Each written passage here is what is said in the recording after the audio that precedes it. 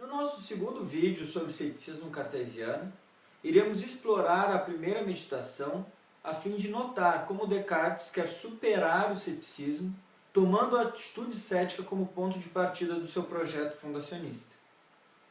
A atitude cética fundamental, como nós já tínhamos visto nos módulos anteriores e no vídeo anterior, é a dúvida.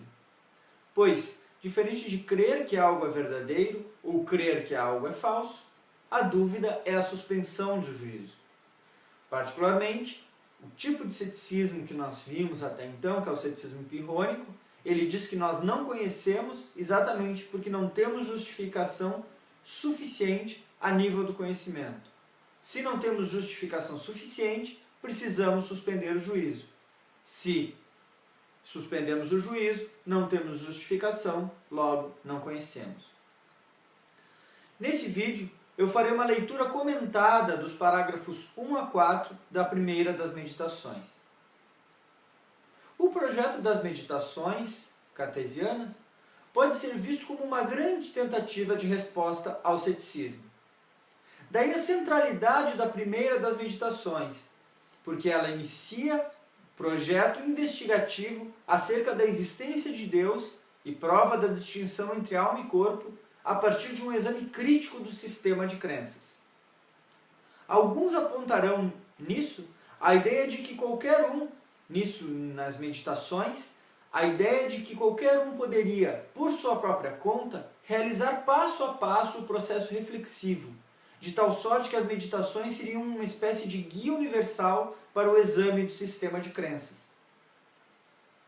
Particularmente por ser escrita na primeira pessoa. A despeito dessa questão exegética, a primeira meditação tem como foco a dúvida. Como vimos anteriormente, a tradição cética é aquela que vê na dúvida a melhor das atitudes. É a única capaz de nos afastar do dogmatismo. É isso que defenderão os céticos.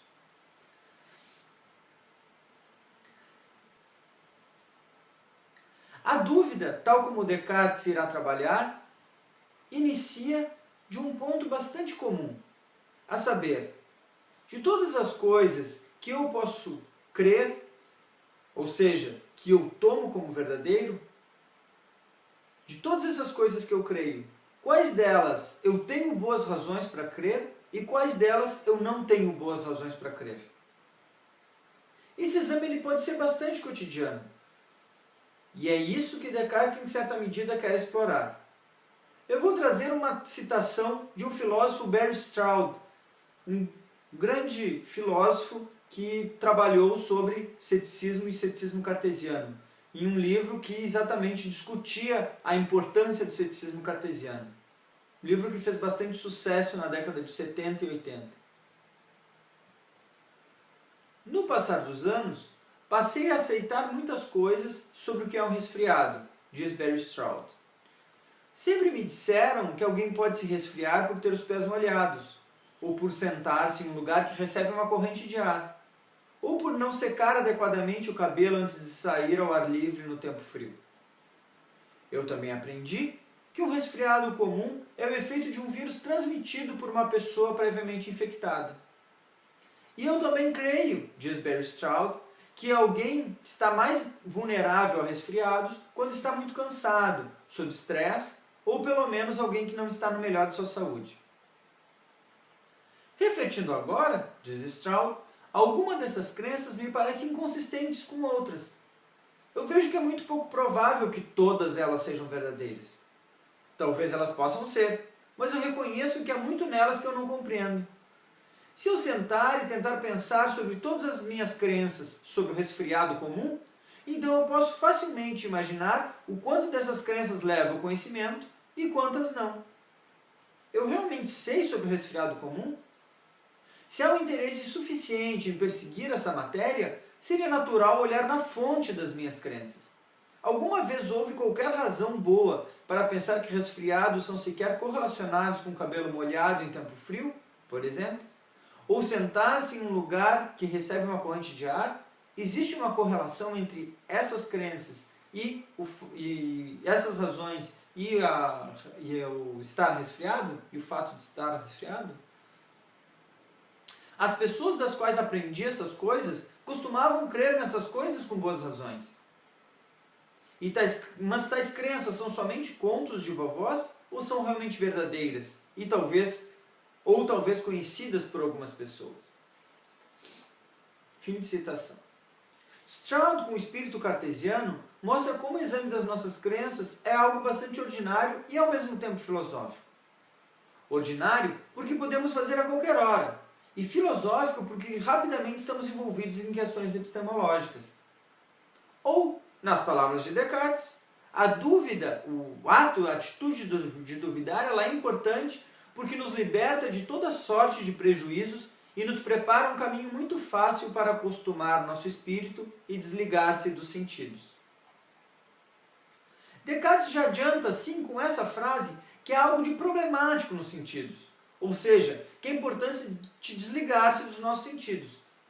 Mas ele ainda, embora ele ainda não tenha nos explicado exatamente o que há de problemático nos sentidos, ele já deixa claro que sobre o valor da dúvida no seu sistema. Ela serve como uma espécie de peneira contra os prejuízos. Mas afinal, que prejuízos são esses que a atitude de duvidar nos protege? Descartes inicia a primeira meditação falando sobre esses prejuízos. Ele afirma ter encontrado princípios falsos no seu sistema de crenças. Ou seja, ele tomou coisas falsas por verdadeiras. E rapidamente, ele, de modo retórico e inteligente, amarra que tomar falso por verdadeiro equivale a aceitar aquilo que é duvidoso e incerto. Ao fim e ao cabo, essa ideia ela é bastante intuitiva. Afinal, se eu tenho excelentes razões para o fato de que amanhã vai chover, então parece que essas razões precisam ser suficientes para afastar qualquer dúvida possível. Na verdade, isso parece corresponder à nossa intuição, porque a justificação ela é a condição necessária para o conhecimento. E estamos dispostos a negar atribuições de conhecimento para alguém que afirma saber, mas não consegue se justificar quando questionado sobre aquilo que alega conhecer. Mas note que o critério de dubitabilidade aqui, ele é um critério de certo modo subjetivo.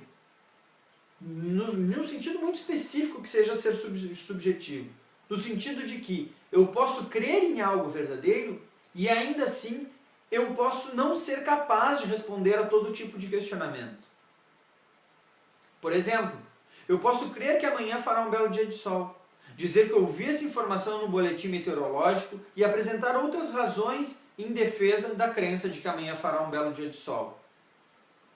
E essa crença ainda pode ser verdadeira. Amanhã fará um belo dia de sol. Mas ainda assim, eu posso não conseguir dar todas as razões possíveis para afastar quaisquer dúvidas. Nesse sentido, o critério de indubitabilidade de Descartes ele é bastante exigente no que tange a justificação. Voltaremos a isso quando nós lermos o próximo parágrafo. Mas antes disso, eu gostaria de salientar duas coisas. A primeira é que Descartes fala em dois critérios. Um que diz respeito à dúvida e outro que diz respeito à certeza. O critério de certeza, Descartes atribui ao tomar o falso por verdadeiro. O que é bastante intuitivo. É bastante intuitivo que quando tomamos algo falso por verdadeiro, estamos em uma situação de incerteza. Isso parece, inclusive, se seguir da definição de que uma crença falsa gera juízos incertos. Por exemplo, em um raciocínio dedutivo, uma crença falsa leva à ruína do argumento, do raciocínio, porque ele fere a transmissão da verdade das premissas para a conclusão. De todo modo, e essa é a minha segunda consideração, ao final do primeiro parágrafo, Descartes aponta o seu objetivo fundacionista. Eu cito, estabelecer algo de firme e de constante nas ciências. Fim de citação. Mas notem aqui, ciência, nesse contexto, vamos tomar como sendo equivalente ao conhecimento. No segundo parágrafo, Descartes desenvolve o objetivo da dúvida, a saber, destruir em geral todas as minhas antigas opiniões. Mas por que destruir em geral? Bom, vamos fazer uma seguinte analogia. Vamos imaginar nosso sistema de crenças, todas as coisas que nós acreditamos, como se fosse um grande computador. E um grande computador como todos vocês devem saber, existem vários e vários e vários arquivos. Alguns desses arquivos se conectam com outros. Outros arquivos são completamente independentes. Há alguns arquivos que são mais fundamentais do que outros.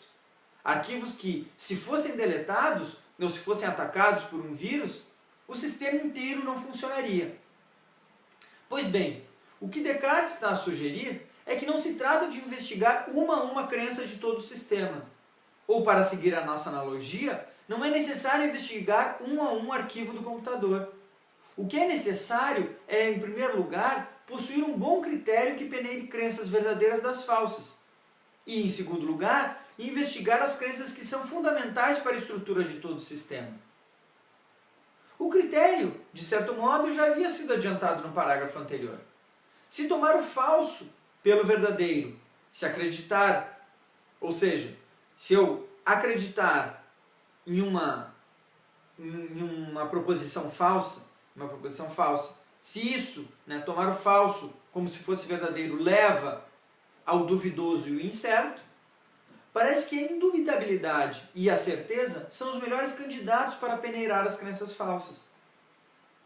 Disso se segue que a mera dúvida ela é condição para a suspensão de juízo. Como vimos antes, basta que uma crença não resista à dúvida para que ela seja considerada como falsa. Mas considerada como falsa não é ser falsa de fato. Friso isso nessa condição da dúvida, que ela é uma condição subjetiva. Subjetiva no sentido que diz respeito ao sujeito. Independente da verdade ou não da proposição em questão, o fato é que, se ela me parece falsa, então eu trato ela como se fosse falsa. Ou seja, eu posso ter uma crença verdadeira, mas se eu não tiver a capacidade de afastar todas as dúvidas que recaem sobre ela, então eu devo tratá-la como se fosse falsa. Isso mostra que os critérios de justificação para Descartes são bastante altos. Eles implicam que a mera possibilidade da falsidade da crença já seja a condição suficiente para que ela seja tratada como falsa. Mas esse critério é legítimo? Esse critério ele é legítimo se considerarmos novamente qual é o empreendimento que Descartes tem em vista. Ele está tentando conceder tudo o que pode ao cético, porque se ele conseguir vencer essa etapa, então ele consegue a um só tempo superar o cético e fundar o conhecimento sobre bases firmes e seguras. Ou, nas palavras dele, ele quer evitar alicerces frágeis, porque a ruína dos alicerces carrega necessariamente consigo todo o resto do edifício. Desse modo, parece bastante legítimo o empreendimento cartesiano de exigir a justificação mais forte para assentar sobre ela o edifício do conhecimento. Mas agora, qual é o candidato a princípio que fundamenta todo o sistema de crenças? E ele vai conseguir resistir aos critérios de indubitabilidade e certeza? No início do terceiro parágrafo, Descartes começa por examinar a ideia básica de que nossos sentidos são capazes de nos fornecer crenças verdadeiras. É bom lembrar que no fundacionismo moderado, que vimos em um dos módulos anteriores, tal princípio é utilizado para fundar crenças básicas.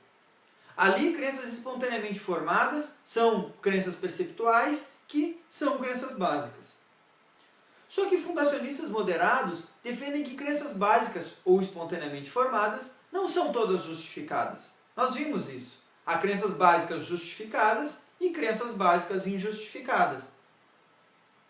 Mas essa conclusão Descartes não pode aceitar. Ou, nas palavras dele, é de prudência nunca se fiar inteiramente em quem já nos enganou uma vez. Isso porque, se o critério de revisão de crenças que Descartes emprega envolve a indubitabilidade e a certeza, e se é possível, se é meramente possível, que hajam crenças sensoriais falsas, então isso parece uma razão contra a ideia de que as crenças sensoriais possam nos garantir crenças verdadeiras. Nós acabamos de ver que o critério de indubitabilidade dele, dele, é altamente forte. Se é meramente possível que haja falsidade, então eu trato como se fosse falso e descarto. Mas ele tenta colocar um pouco de temperança no parágrafo 4º. Fazer uma voz um pouco menos cética. Ele diz: alguém poderia imaginar que o seu critério de dubitabilidade é demasiado forte e que poderíamos supor uma certa relação de graus aí. Assim, um fundacionalista moderado concordaria que percepção em situações que não são ideais não são casos de conhecimento, porque o ambiente não permite boa justificação. Por exemplo, se eu sou míope e sem óculos, formo a crença de que vejo um conhecido a 100 metros, ainda que a crença possa ser verdadeira, ela claramente não será um caso de conhecimento. Descartes parece disposto a conceder isso. No que tange a situações ideais de percepção, então, teríamos bons candidatos a casos de conhecimento. E ele apresenta essa situação ideal. Eu cito: que eu esteja aqui, sentado junto ao fogo, vestindo com chambre e tendo esse papel entre as mãos. Como eu poderia negar que essas mãos e esse corpo sejam meus? Ou seja, Descartes, por outro lado, agora está a conceder o máximo. Qual é o melhor argumento que o fundacionista pode oferecer? O melhor argumento que o fundacionista pode oferecer repousa sobre as crenças ordinárias que são imediatas. E Descartes vai exatamente em socorro a esse fundacionista. E ele diz: negar essas crenças ordinárias que são imediatas parece ser um caso de loucura. Somente loucos poderiam negar isso. Só que se somente loucos podem negar isso, não há nada de epistêmico aqui. E nesse momento, a pergunta, a dúvida cética parece algo de completamente descabido, uma espécie de loucura. Não é necessário perguntar mais por razões. E o ceticismo pirrônico seria assim facilmente desconsiderado. Bom, trata-se desse sujeito, os loucos, e que não cabe mais responder às suas demandas por dúvidas. Mas o cético não irá ceder tão fácil assim. A partir dos próximos parágrafos, Descartes vai inovar de um modo bastante interessante a tradição cética pirrônica, apresentando um novo tipo de ceticismo, o ceticismo cartesiano propriamente dito. Por ora, ficaremos por aqui, e no próximo módulo iremos explorar o que há de tão singular nesse ceticismo que Descartes apresentou.